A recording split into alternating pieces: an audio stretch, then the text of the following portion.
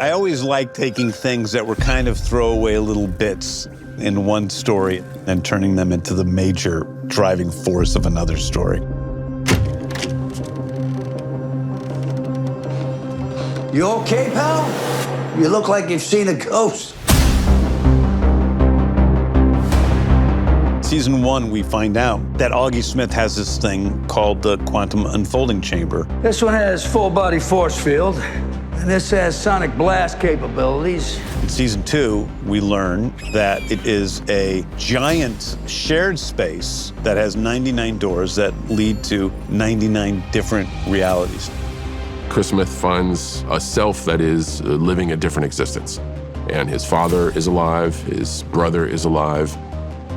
It's extremely surreal. Hey here, old man, before you get hurt. When we come into Season 2, Peacemaker is being rejected by everyone. How many more of these do we have today? This guy sucks. His life isn't where he wants it to be. Our characters are mostly all in terrible position, except for Vigilante, who's happy even when he's in a terrible position. We find Adebayo jobless at the beginning of Season 2. You're living in the worst level of Grand Theft Auto. Harcourt, she doesn't really know who she is without her job. It's not just what she does, it's also sort of her identity. I don't think what they're doing is right. John Economist was one of the only people left out of the 11th Street Kid still working at Argus, and I am stuck with the job of surveilling Peacemaker, kind of against my better judgment. Economist. Economist's Flag. Who is Rick Flag Sr.? He's a lifetime special operations guy whose son has been killed by Peacemaker. He's gone from being boots on the ground military to now being in control of everything. When I took over DC, I knew I needed a Rick Flag Sr. character, a gruff, older guy. And like many of the characters in the DCU, he isn't all good or all bad. His driving force has a lot to do with losing his son. My personal through line in getting this job is revenge. Let's move this case to Argus Priority 1. Priority 1. Last thing we need is another dimensional rift tearing up this planet. Well, the three amigos are together again. I believe that calls for a celebration. I was actually walking in Nichols Canyon up there on the Hollywood Hills, and I ran into Steve Agee. And he said to me, "Hey, you excited about coming back?" And I said, "I'm coming back." And he said, "Well, James did something really brilliant." There's something emotionally potent about Chris Smith's relationship with Augie 2. There's a really great moment that was not in the script. Augie passes Chris on the way to bed, and as he passes him, he grabs his earlobe and says, "Love you, buddy." And it's that tender moment that he had never known from his father in his entire life. Maybe never known from anybody. And it's such a simple little loving thing.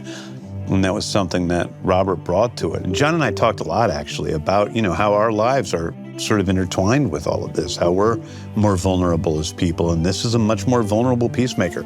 He is not the same guy as last season. There.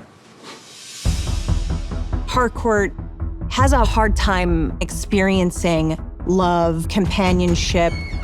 She goes to the bars and gets in fights so that she can feel something. You got a problem, Jack Sparrow? There's a lot of combat in this season. It is definitely a fighty show. I think of fight sequences as analogous to dialogue. Harcourt this season, a lot of what she's doing is expressing her inner turmoil through violent and kinetic interactions with people in bars and that kind of thing. There's always a little trepidation when you're going in. Did we prepare Jen enough? Are our stunt guys ready for this? And when they called action and we saw Jen go off, we were all just like, oh my God.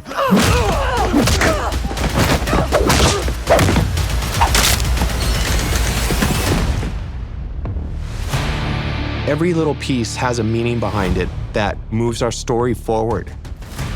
One of our opening sequences is where Peacemaker meets his alternate universe self. When we read that in the first script, we were like, oh man, we've got to fly these guys. He's got a jetpack and there's towers everywhere.